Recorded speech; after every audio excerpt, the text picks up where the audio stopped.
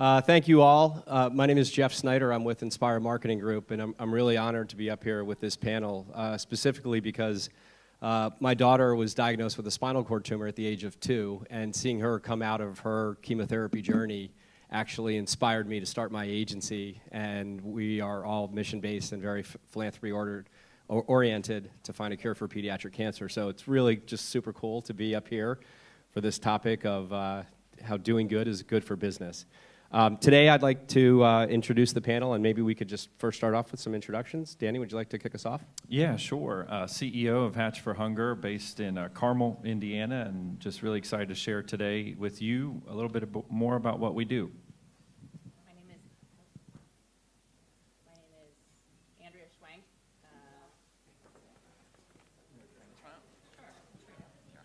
All right. My name is Andrea Schwenk. I'm the Chief Marketing Officer at Egglife Foods, based in Wolcott, Indiana.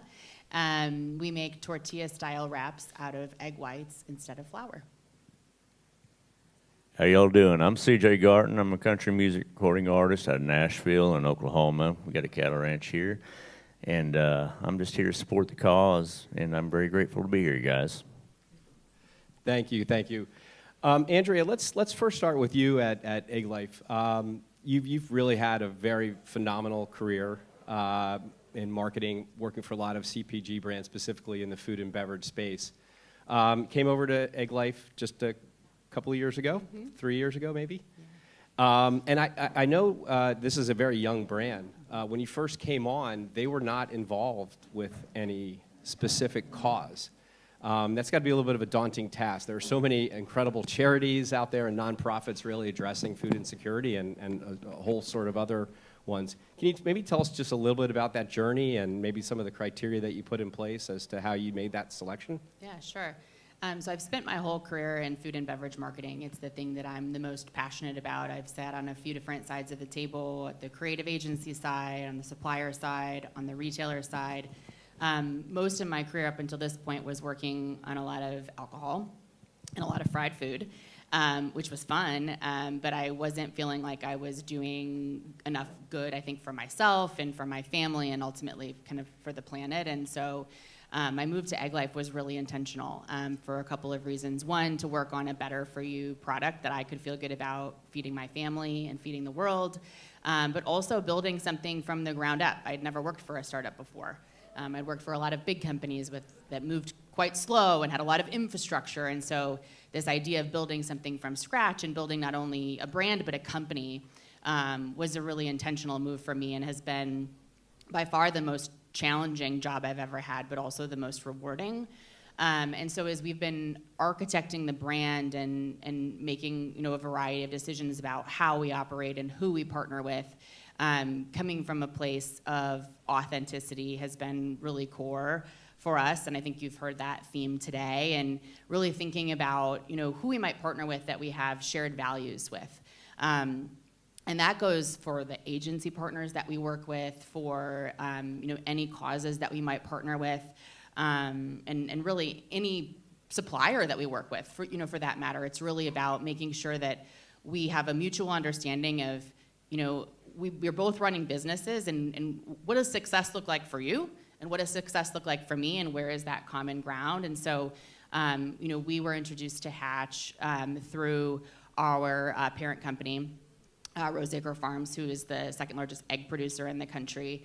And I think what Hatch is doing is a really unique business model, and this whole idea of making protein more accessible to food insecure people and communities is really an amazing cause and something that Egglife wanted to be a part of. So that's great.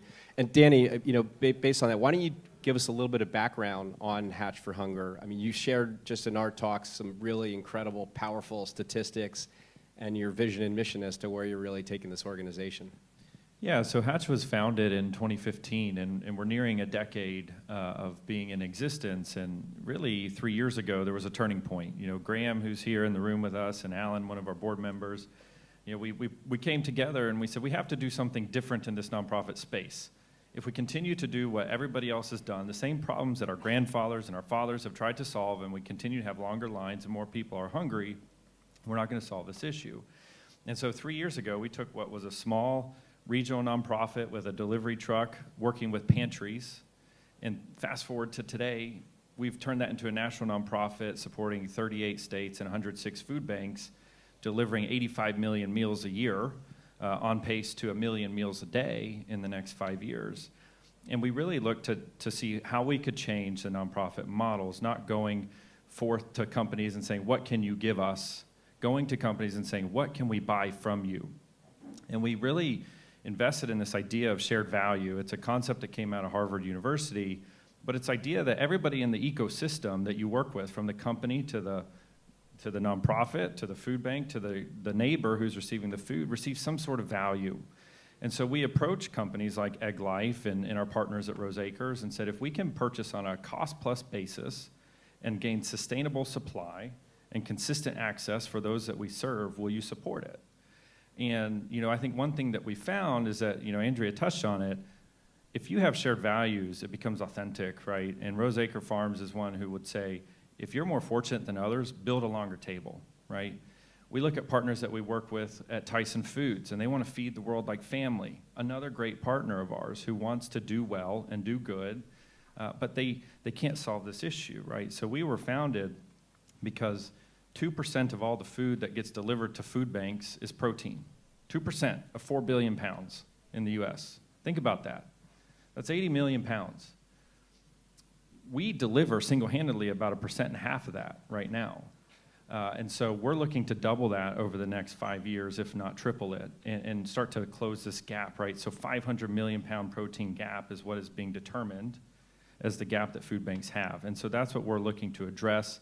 That's why we have partnerships like Egglife Wraps, like Rose Acre Farms and Tyson Foods, who want to help close this gap and help feed people the right foods. That's great. And CJ, I know you and I were just talking a little bit in the back of the room as well. Through your career as a country music artist, I'm sure growing up, you've seen a lot of pain out there. You've seen a lot of hurt just in terms of being out there and seeing the people who are suffering from this. And I was really moved by our talk. Yeah, I appreciate that. Yeah, for me, growing up on a cattle ranch, one of my most fondest memories is, going with Grandma and gathering eggs in the morning with the chickens. Like, that's one chore that you actually enjoyed. And, going out on the road and touring and getting to see the world and getting to see and communicate with the people, I think my talent is music, but our gift is people, is each other. And it's really important to me that, whenever we pull up in a bus or we're driving somewhere, you see a lot of folks that are hurting. You see poverty-stricken towns. You see towns that are drying up. You see inner cities, kids that are, going hungry. And, it hurts your heart. So you want to be somebody who makes a difference. When growing up on the ranch, if something was wrong, you drove by and you saw a fence down, you don't just keep driving on. You take the tools and you mend that fence. And I think that's a huge opportunity with Hatch and Andrea and everybody here that, we can team up and we can mend those fences. That's fantastic. Danny, I'm going to come back to you in a minute about sort of your journey. And I will say, I think he just kind of glossed over this a little bit, but he really broke the mold. If you think about how most brands are involved with nonprofits and charities, it's involving writing large checks. It's funding different initiatives and efforts, and it's a very noble cause and something that's been done like this for decades and decades. Your model, though, to actually kind of flip that where there's the opportunity to sell has been really incredible. And Andrea, I think when you think through of being a startup, I mean, you are a scrappy organization. You are fighting for every dollar. Tell me a little bit about that. Did that come into play when you were weighing your decision to partner with Hatch for Hunger? Yeah, definitely. I think, what Hatch is doing is so unique. I mean, as a startup, we're trying to balance supply and demand, and we're ideally trying to produce the amount of food that we need to be able to service our customers. Like, we're not trying to necessarily make excess food that we then have to find a home for, so it doesn't end up in a landfill and can end up in people's bellies. And so it is a really delicate balance. And we also are a refrigerated product, which makes that exceptionally challenging because we're dealing with a short shelf life. We have to have a refrigerated supply chain, and ultimately the product has to be merchandised in a refrigerated manner for anybody that's consuming it. And so that adds a whole host of complexities, and I think it's part of the reason why there's such a small percentage of food that ends up at food banks that is protein based, because a lot of times that requires refrigeration. And so the fact that Hatch has such a turnkey solution for brands and that we're able to cover some of our costs through the relationship is really unique and makes it a really advantageous relationship, for us as a brand. And yeah, it's a better solution, for us as a small startup where we're dealing with shoestring budgets. Fantastic. Danny, your background has not been in the nonprofit world. Right. You come from supply chain, from brand marketing, from corporate communications, and you're just inspired by the leader of Hatch for Hunger to come over here and literally break the model and rebuild it. Yeah, so didn't have a traditional career in nonprofits, right? So started out with Dow Chemical, if you're familiar with that entity, and spent nearly a decade there in multiple roles from sales and marketing and product management. And, really wasn't looking to get into this space. Quite frankly, I didn't know anything about it. But we had a leader who really wanted to look at this from a for-profit lens. How could we run this nonprofit like a business and grow it? And growth is based on impact and number of meals, right? And so what we did is create this revenue model, essentially, right? So we're buying on a cost-plus basis. We resell it to the food banks to cover the operational costs of the organization. That covers all the employees that we have, all 6 of them, across all the things that we do. But that allows all the donations that we receive to go directly to the mission, directly to impact, directly to lowering the cost of protein, and directly to helping assist in disaster relief efforts, as well as purchasing coolers, which is one of the main things that food pantries need in order to receive product. So we turn this around, and if you really look at it from 3 years ago, we delivered 5 million meals. Fast forward today, 85 million. And so we believe that this model is working. We believe that we're addressing a gap, and we believe that running this like a business has allowed us to have an outsized impact, an amplified impact with the money that we receive through donations, and really the impact that we can have across the country to help really move the needle against food insecurity.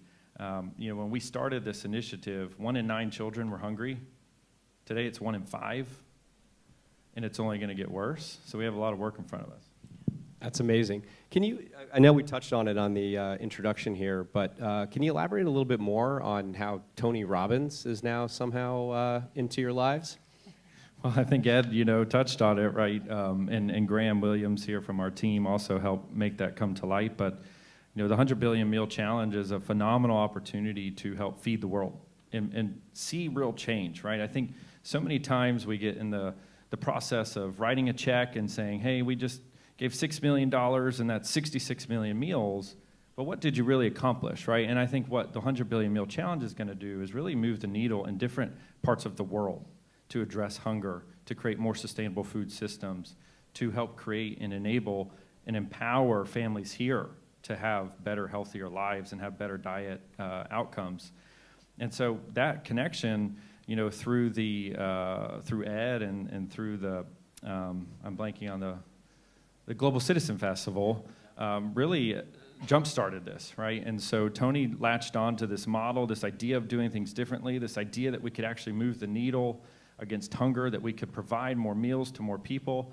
And it's been something that Ed and Tony and team have really identified with and aligned with. And I think, when people have shared values, the outcomes can be powerful.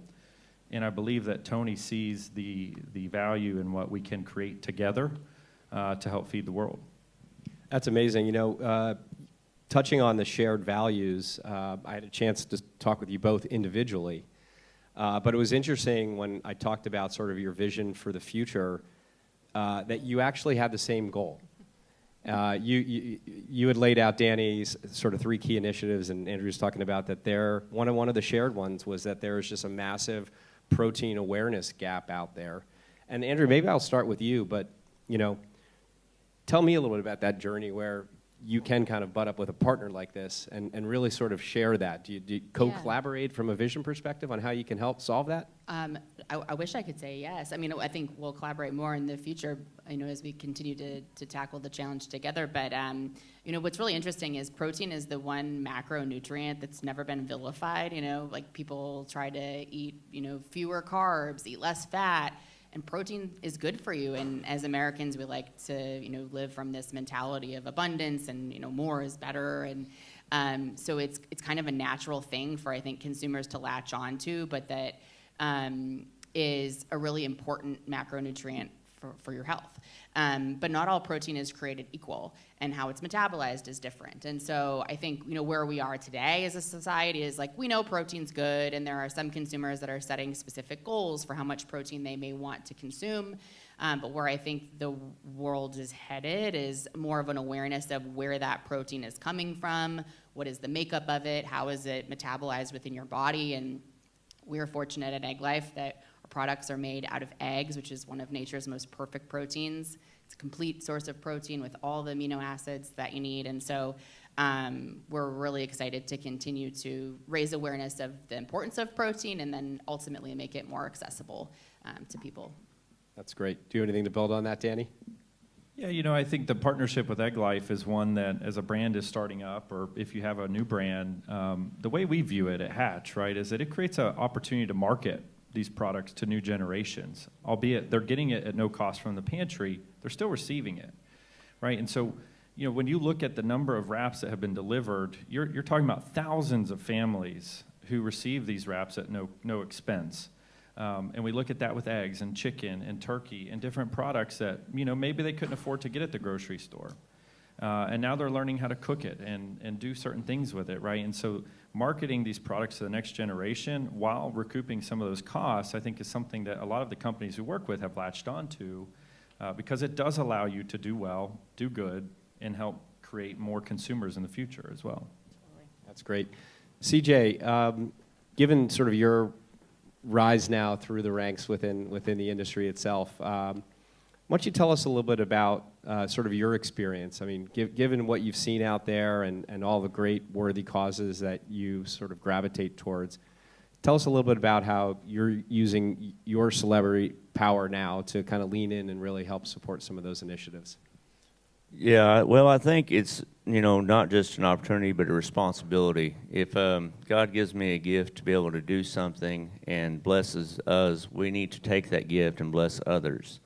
We need to inspire people, and it's the same as a brand as I would be, Hatch for Hunger, nonprofits and those organizations are a brand, and they can't be helped if they're not heard, if they're not, talked about. And hopefully, our namesake and the word that we put out there can make a difference and inspire people because, we talk about how, there's hunger, there's certain situations, and people don't really always think about how you're going to take care of your bills. When you're paying to keep the lights on or you're paying to keep the heat on in your home, the cost of groceries has skyrocketed. The cost of eating has gotten to be, exponential versus what it was. And so if we can take, what they're doing with Egglife, what they're doing with Hatch for Hunger, and we can go out and we can donate, we can get more consumers involved for the protein-based product, we can change and decrease how much they're having to put out for groceries.